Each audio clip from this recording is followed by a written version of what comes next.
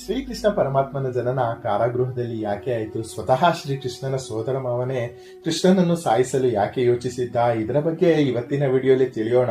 ದೊಡ್ಡವರಿಗೆ ಚಿಕ್ಕವರಿಗೆ ನಮಸ್ಕಾರ. ದೇವಕಿ ಮತ್ತು ವಸುದೇವರಿಗೆ ಹುಟ್ಟುವಂತಹ 8ನೇ ಮಗುವಿನಿಂದ ಕಂಸನ ಸಂಹಾರ ಎಂದು ಕಂಸನಿಗೆ ಒಂದು ಅಶರೀರವಾಣಿ ಹೇಳಿರುತ್ತೆ. ಆದ್ದರಿಂದ ಕಂಸನು ತನ್ನ ಸ್ವಂತ ತಂಗಿಯಾದಂತಹ ದೇವಕಿ ಮತ್ತು ವಸುದೇವರನ್ನು ಕಾರಾಗೃಹದಲ್ಲಿ ಕೂಡಿ ಹಾಕ್ತಾನೆ. ದೇವಕಿ ಮತ್ತು ವಸುದೇವರಿಗೆ ಹುಟ್ಟುವಂತಹ 6 ಮಕ್ಕಳನ್ನು ಸಹ ಕಂಸ ಸಾಯಿಸಿ ಬಿಡ್ತಾನೆ. ಸ್ವಲ್ಪ ದಿನಗಳು ಕಳೆದ ನಂತರ ದೇವಕಿ ಮತ್ತು ವಸುದೇವರಿಗೆ 7ನೇ ಮಗುವಿನ ಸೂಚನೆ ಗೊತ್ತಾಗುತ್ತೆ.